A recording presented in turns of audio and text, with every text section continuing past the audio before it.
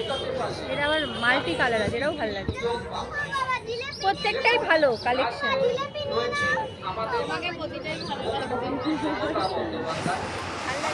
High friends, welcome back to my channel Priyam and Mampi.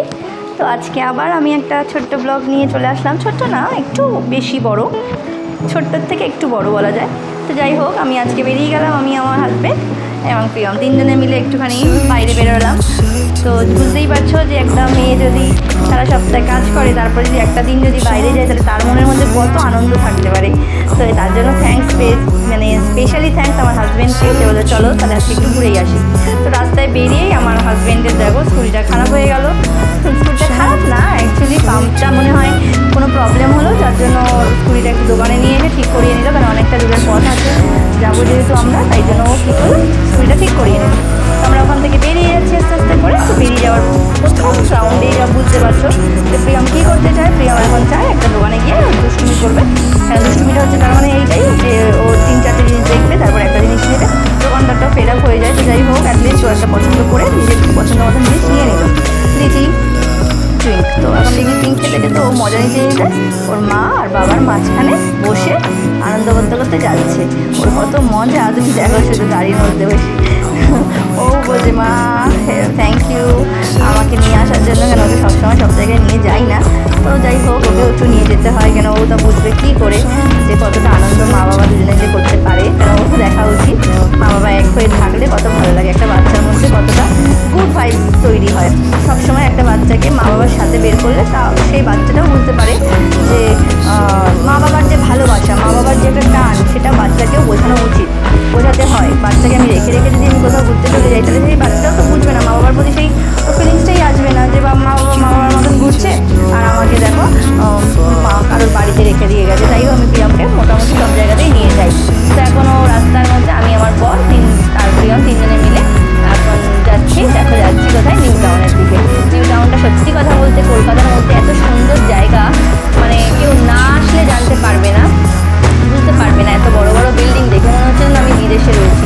আর এটা সত্যিই কথা, পুরো আমাদের কলকাতার একটা সাইড পুরো দেখলে মনে হয় যে এটা বিদেশ। বিদেশের থেকে আমাদের কলকাতা কোনোটাই কমের নেই। যাকে বলা যায় কলকাতা হচ্ছে মানে কি বলে ওটাকে, মায়ার নগরী আমাদের কলকাতা। আর কলকাতার মধ্যে সবথেকে সুন্দর জায়গা যদি কোথাও থাকে, তো আমার মনে হয় যে এই নিউ টাউনটা সত্যিই সুন্দর। এখানে বড় বড় বিল্ডিং রয়েছে, বড় বড় মল রয়েছে, আর এই 3টে গাড়ি দাঁড় করানো দেখে তো আমার মানে একদম জাস্ট আমি ফিদা হয়ে গেছি গাড়ি 3টের ওপরে। মনে হচ্ছিলো যে এক্ষুনি একটা গাড়ি নিয়ে চলে আসি। তো যাই হোক, গাড়ি কেনার এখন ক্ষমতা নেই, তাও মাঝখানে এখন রাস্তায় পড়ে গেলাম জ্যামের মধ্যে। কলকাতার জ্যামে বুঝতেই পারছো কীরকম বিরক্তকর ব্যাপার, এই গরমের মধ্যে যদি জ্যামে পড়ে যাই তো কীরকম বিরক্তকর ব্যাপার হয়ে যায়। তো এখন তাও জ্যামটা ছেড়ে দিল, সঙ্গে সঙ্গে ছেড়ে দিল। এখন আমরা যাচ্ছি, একটু একটু করে এগিয়ে যাচ্ছি। যে কোথায় যাচ্ছি সেটা হচ্ছে আমার খুব পছন্দের একটা জায়গা ছিল, কেন আমি দেখতাম সবসময় যে বিশ্ব বাংলার গেটটা সত্যি কথা বলতে আমি এর আগে দেখিনি।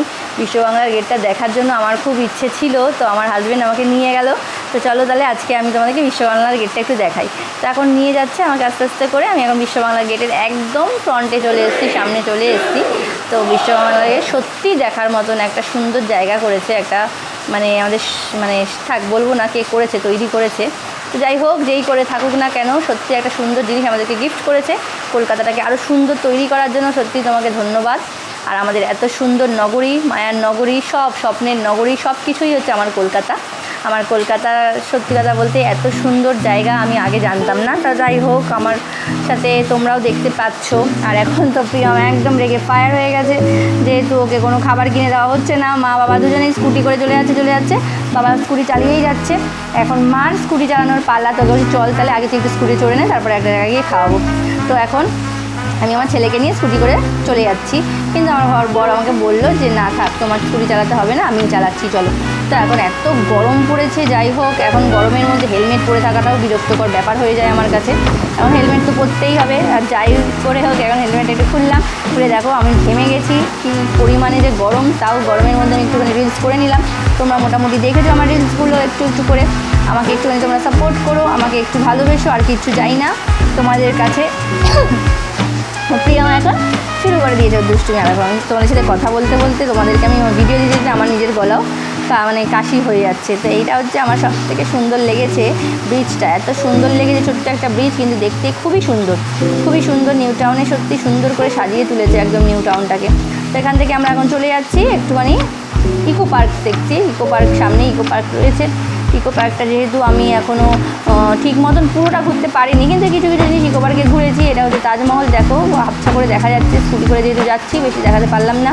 তো এখন এখানটায় চলে আসলাম একটু খাবার খাবো বলে। এত সুন্দর চারিদিকে রাস্তার মাঝখানে একটা বসার জায়গা, ও অনেক মানুষ এখানে বসে রয়েছে, দেখো সবাই বেশ টাইম স্পেন্ড করছে। সত্যি কথা বলতে একটা রেস্টুরেন্টে বসে খেলেও হয়তো এই মজাটা পেতাম না, যা এখানে বসে আমি পেলাম।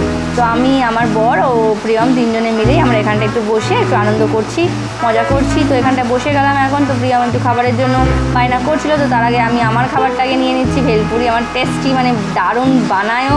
এখন দারুণ বানায় না, মানে আমি তো আর জানতাম না যে এত সুন্দর সে বানায়, কিন্তু যাই হোক এখন খাওয়ার পরে আমি এত টেস্টফুল ভেলপুরি, আমি সত্যি কথা বলতে বিশ্বাস করো আমি আগে খাইনি। দারুণ টেস্ট, দারুণ। দাদাটা বানাচ্ছিলোই যখন, তখনই আমার খুব খুব খুব ভালো লেগে গেছিলো যে এত সুন্দর করে বানাচ্ছিল। আমি আবার দাদাটাকে বলছিলাম যে দাদা ঝাল ঝুল বেশি দিও না, কিন্তু পেট পুট জ্বালা করবে। বলছে না না বোন, তুমি খাও, কোনো প্রবলেম হবে না, তুমি খাও, খাওয়ার পরে তুমি বুঝতে পারবে। তো সত্যি কথা বলতে ভেলপুরিটা দেখে আমার জিভে পুরো মানে জল চলে এসছে, জিভে জল চলে এসছে। আর খাওয়ার পরে তো যা আত্মা পুরো শান্তি হয়ে গেছে আমার। তো এখন আমরা আমি একটুখানি ভেলপুরিটা নিয়ে নিচ্ছি। তো নেওয়ার পরে এবার আমরা চলে যাবো ওই দিকটায়। তো তার আগে দাদাটা আমাকে ভেলপুরিটা ঠিক মতন দিয়ে দিক। তো আমি আবার বললাম একটু পেঁয়াজটা ভালো করে দিও, কারণ পেঁয়াজটা আমার ভালো লাগে, কাঁচা পেঁয়াজ খেতে খুব ভালো লাগে।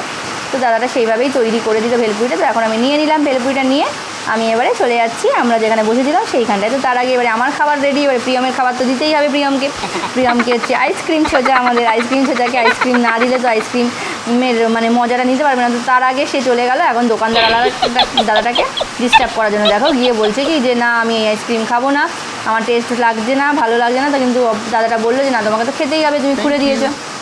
তো বলো ঠিক আছে, যাই হোক ও খাচ্ছে, ও নিজের মনের ইচ্ছাতেই ও এটা নিয়েছিল, কিন্তু এখন খাচ্ছে। খাওয়ার পরে দেখো কি বলে যে না খাই বলছে। ছোটো আমাদের আইসক্রিম ছোটা খেয়ে তো যাচ্ছেই, কিন্তু ও খাওয়ার পরে পুরোটাও খেতে পারেনি, ও আমাদেরকে দিয়ে দিয়েছিলাম। ও একটু খেয়েছে, তারপর যেমন যে মা খাবো না বলে আমার খাবারটার দিকে ও মুখ লাগাচ্ছে। দেখো ছোচা তো পুরো সব দিক থেকেই আমি আবার হাত পেতেছি, ও আবার দেখো জিভ দিয়ে তুলে নিচ্ছে। তো যাই হোক ও খাচ্ছে, খেতে ভালোবাসে। এখন আমিও তোমাদের দাদা বসে গেলাম খাবারের জন্য। একটা স্বামীর কাছে একটা বউয়ের কাছে একটা স্বামীর আনন্দটাও খুব বড় ম্যাটার করে। তো আমার বর সারাক্ষণই বিজি থাকে, কাজের মধ্যে ইনভলভ থাকে, তো ও সেইভাবে সময় দিতে পারে না আমাদেরকে, কিন্তু সপ্তাহে একদিন করে আমাদেরকে নিয়ে বেরোয়। তো এখন আমরা খেয়ে নিয়েছি আইসক্রিমটা, দারুণ খেতে বিশ্বাস করো। আর গরমের মধ্যে আইসক্রিম ছাড়া তো কিচ্ছুই চলে না। প্রিয়মকে দেখো বদমাস, ও জলের বোতল হাতে নিয়ে বসে আছে, মানে আমাকে আইসক্রিমটা ধরিয়ে দিয়েছে আর ও জলের বোতল হাতে নিয়ে বসে আছে। এখন ও ভেলপুরি খাচ্ছে, ভেলপুরি নাকি টেস্টটা দারুণ ছিল, ওই জন্য ও আইসক্রিম ছেড়ে দিয়ে ও ভেলপুরি খেতে বসে গেছে। এখন আমি তোমার দাদা আর প্রিয়ম তিনজনে মিলেই ওই একটা ভেলপুরি টেস্ট করেছি। কেন তোমার দাদাও সেরকম ভেলপুরি পছন্দ করে না, যা খাই আমিই খাই, আর বাইরের খাওয়া সেরকম পছন্দ করে না। আর প্রিয়ম দেখো কীরকম শয়তানি করছে, বদমাস, মানে একদম এত বদমাইশও শুরু করে দিয়েছে ধারণার বাইরে। তো এখন যাই হোক কলকাতার মধ্যে বুঝতেই পারছো বেশিক্ষণ আর থাকা যাবে না, অন্ধকার করে এসছে বলতে আমাদের বেরোতে হবে, এখন বাড়ির দিকে যেতে হবে, তাই জন্য আমরা বেরিয়ে গেলাম। আর কলকাতার শহর বুঝতেই পারছো রাত্রিবেলা কতটা সুন্দর লাগে। তো ওখান থেকে বেরিয়ে আসার পরেই যা দেখতে পারলাম, উফ, আর কিচ্ছু চাই না। এত সুন্দর একটা মেলা দেখতে পেয়ে আর কিচ্ছু ভালো লাগছে না। তো প্রিয়ম বায়না শুরু করে দিয়েছে, ওর কাজ ও শুরু করে দিয়েছে, ওকে এখন সব কিনে দিতে হবে। কিন্তু সত্যি কথা বলতে দেখো এখানে অনেক জায়গাতেই অনলাইনের ব্যবস্থা নেই। তো আমাদের যেহেতু আমি ক্যাশ নিয়ে যাইনি, ওর বাবাও ক্যাশ নিয়ে যায়নি, সব অনলাইনের মোবাইল নিয়ে গেছিলাম আমরা। তো গিয়ে এখন এটা কিনবে, তো এখানে অনলাইনের ব্যবস্থা ছিল না। তো যাই হোক ওকে কারোর কাছ থেকে অনলাইন করে দিলাম, আমি করে তার কাছ থেকে ক্যাশ নিয়ে ওকে কিছু জিনিস কিনে দিলাম। ও কিনে নিল এখান থেকে, ও চড়ার জিনিস, ওর পুরো প্রিয় জিনিস হচ্ছে এটা মিকি মাউস। এই মিকি মাউসে উঠে দুজন দিয়ে শুরু করেছিল, এখন দুজন দিয়ে শুরু করতে এখন দেখো কতজন হয়ে যাবে। ও তো বিশাল আনন্দ করছে এইটাই উঠে। এটা ওঠার পরে ও আর কিছুই ওর নাকি ভালো লাগে না, বলছে মা আমি এটা ছাড়া আর কিছু চড়বো না, আমি এটাই আমাকে চড়তে আমি দেখ বাবাই অনেক রাত হয়ে গেছে, আমি কিন্তু তোকে এখন বেশি কিছু চড়াবো না। তো যাই হোক ও আনন্দ করে নিল এখানে 10-15 মিনিট ধরে এখানে আনন্দ করছে। তো দুজন দিয়ে শুরু করেছিল, এবারে আমরা একটুখানি এইটাই আমি বললাম কি এটা আমি চড়বো, আমার বরকে বলছি আমি এটা চড়বো। আমার বর বলে না আমি চড়তে পারবো না, তুমি একা যদি চড়ো, কিন্তু আমার একা ভালো লাগে না বলে আমি আর চললাম না। আবার চলে আসলাম প্রিয়মের কাছে। প্রিয়ম এখন আবার শুরু করে দিল লাফানো ঝাপানো, আমাকে দেখতে পাচ্ছিল না বলে ভয় পেয়ে গেছিলো। এখন আবার শুরু করে দিয়েছিল লাফানো ঝাপানো। এই যে লাফানো ঝাপানো দেখো আগে 2টো বাচ্চা ছিল আর এখন 10খানা বাচ্চা হয়ে গেছে। এবার আমিই তো ভয় পাচ্ছি যে এবারে ও কী করে। তাও হোক আমি বসে গেলাম এখানে। ছেলেটা চেয়ার দিল, যেই ছেলেটার দোকান এটা, যেই ছেলেটা মানে মিকি মাউসের যে কর্ণধার, তার আমাকে বলছে দিদি তুমি বসো ওটাতে, তোমার পা ব্যথা হয়ে গেছে। সবাই দাঁড়িয়ে আছে আর আমি বসে আছি। কারণ কত বাচ্চা হয়ে গেছে, লাফানো শুরু হয়ে গেছে। তো আমি প্রিয়মকে ডেকেই যাচ্ছি কিন্তু ও শুনছে না। তারপরে সেটাকে দিয়ে আবার ডাক করালাম। আমি বললাম প্রিয়মকে একটু ডেকে দাও। তো প্রিয়মকে ডাকার পরে ও চলে আসছে, কিন্তু আসতেও চাইছিল না, কিন্তু যাই হোক চলে আসলো। অ্যাট লাস্ট চলে আসলো। আসার পরে ও নিজের জুতো নিজে পরে নিল। এবারে ও বলে কি না আমি আমার জুতো আমি একাই পরবো, বাবা বলছিল পরিয়ে দিচ্ছি। তো বলে না তুমি পরাতে হবে না, আমি করে নেবো। এবারে ওর বাবার সাথে চলে যাচ্ছি আস্তে আস্তে করে। দেখো ও যাচ্ছে বাবার সাথে ভদ্র ছেলের মতন, কোনো ঝামেলা নেই, ঝুট ঝামেলা নেই। এবার ঢুকে গেল এই দোকানে। ও নাকি এইসব জিনিস কিনবে। পেন একখানা হাতে নিলে বলছে আমাকে এই পেনটা দাও, আমি লেখাবো। আমি বলছি তোর এখন পেন লেখার বয়স না, কিন্তু তোকে আমি এখন কিছু কিনে দেবো না, তুই চল এখান থেকে। যা বায়না করবো তো তার দেওয়া যায় না সবসময়। তো এই জিনিসটা হচ্ছে সবথেকে সুন্দর জায়গা লাগলো মনে হলো আমার কাছে, যে কাচের জায়গা, কাচের জিনিসের জায়গা, প্লেট। ওই জন্য আমি বললাম যে চলো একটু দেখেই নিই, কিনবো তো আর না, চলো দেখা যাক। এখন যা কেনার জন্য আসিনি, কিন্তু তাই আমার কেনা হয়ে গেল। আমার বরের পছন্দ। দেখো আমাকে এই দোকানটায় ঢুকিয়েই ছাড়লো, বলে দেখো চলো ওই দোকানটায় ভালো ভালো গলার হার বিক্রি হচ্ছে। তো নিয়ে গেল আমাকে গলার হার কিনে দেওয়ার জন্য। আমি ঠিক দাও তাহলে, তোমার যখন ইচ্ছে তুমি তাও আমাকে কিনে। তা পছন্দ ওর ছিল একটা, ওর পছন্দ অনুযায়ী আমি একটা জিনিস কিনলাম। আর একটা আমি নিজের, এইটা হচ্ছে আমার বরের পছন্দের গলার হার। বলছে দেখো শোনো এটা নাও, নিলে দেখো পরলে তোমাকে ভালো লাগবে না। ঠিক আছে চলো আমি ট্রাই করি। তো যাই হোক ট্রাই করলাম। আর এটা হচ্ছে আমার পছন্দের। আমি একটুখানি হালকা পাতলা কালার পছন্দ করি, অফ কালার পছন্দ করি, সেই জন্য আমি এটা আমার পছন্দের নিলাম। নেওয়ার পরে আমি হাসি মুখে, দেখো কত বড় হাসি, বলছে আমাকে নাকি খুব ভালো লাগছে। তো যাই হোক আমি এখন বেরিয়ে গেলাম আমার বাড়ির দিকে।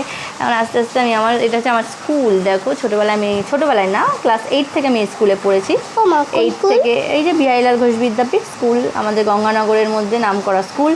তো এখান থেকে আমরা বেরিয়ে যাচ্ছি, এই যে গঙ্গানগর মোড় থেকে ঢুকে যাব। আমার বাড়িতে যদি কেউ কখনো আসো তাহলে বুঝতে পারছো কোথা থেকে আসতে হবে। গঙ্গানগর মোড়ের পাশেই দেখবে একটা পোস্ট অফিস পড়বে, ঠিক তার বাঁদিকেই, রাস্তার বাঁদিকেই এই যে এই পোস্ট অফিসটা পড়বে। এটা হচ্ছে আমাদের পাড়ার পোস্ট অফিস। আর এখান থেকে এই যে আমার বাপের বাড়ি, হচ্ছে এটা একদম পাশেই, পোস্ট অফিসের পাশেই আমার বাপের বাড়ি। এখান থেকে প্রিয়ম ঢুকে যাচ্ছে মায়ের কাছে। ও দিদার সাথে দুষ্টুমি করবে এখন। আমি যে তাহলে দিদাকে ডাকা সত্ত্বেই দিদা চলে আসছে। কিন্তু তার আগে দেখাচ্ছি তোমাদেরকে, এই দেখো আমাদের বাড়ির আরও 3টে মেম্বার। বিড়াল ছাড়া আমাদের বাড়ি অসম্পূর্ণ। সত্যি কথা বলতে সারাক্ষণ বিড়াল থাকবেই, আমার মায়ের কাছেও থাকবে আর আমার কাছেও থাকবে। এখন প্রিয়ম শুরু করে দিয়েছে দিদাকে মারা। ওকে বারণ করলে ও শুনছে না, বলছে না গদা দিয়ে দিদাকেই মারবো। যাই হোক গদার বাড়ি তো আর দিদার লাগবে না, তাই জন্য দিদার কোনো ব্যাপারই না, ও মেরেই যাচ্ছে। আর দিদা মার খেয়েই যাচ্ছে। এখন ওকে আমি বললাম তুমি তাহলে তোমার দিদার কাছে থাকো, আমরা যাই তাহলে। ও ঢুকে গেল দিদা বাড়িতে ঢুকে আমাকে আবার দেখো বলছে মা তুমি যাও, টাটা করে দিচ্ছে আমাকে, আমি আবার বললাম যাও তাহলে তুমি থাকো দিদার কাছে। এই বলে আমি ওকে রাখলাম, রেখে দিয়ে আমি এবারে বাড়ির দিকে যাব। বাড়ির দিকে যাওয়ার আগে তোমাকে দেখাই কার বাড়িতে ঢুকছি। এটা হচ্ছে আমাদের পাড়ার মন্দির, মিলন মন্দির, সবথেকে সুন্দর আমাদের পাড়ায় যদি কিছু থাকে তো সেটা হলো এই মন্দির আমাদের। তো এখান থেকে আমি ঢুকে গেলাম আমাদের আর এক সেলিব্রিটির বাড়ি। দেখো কার বাড়ি এটা, তোমাদেরকে পরে বলবো এটা কার বাড়ি। এটাও একটা আমাদের ইউটিউবারের বাড়ি। হ্যাঁ তো যাই হোক সে আমার রিলেশনে হয়, আমি বলতে চাইছি না এখন, এটা আমি পরে বলবো যে আমি কার বাড়িতে আসলাম। আর এর বাড়িতেই আমি বেশিরভাগ টাইম থাকি, পড়ানো হয়ে গেলে আমি এর বাড়িতেই থাকি। এটা হচ্ছে আরেক দাদা, দেখো আমার আর একটা দাদা, এটা দাদা আসবে, দাদা লজ্জা পায় তো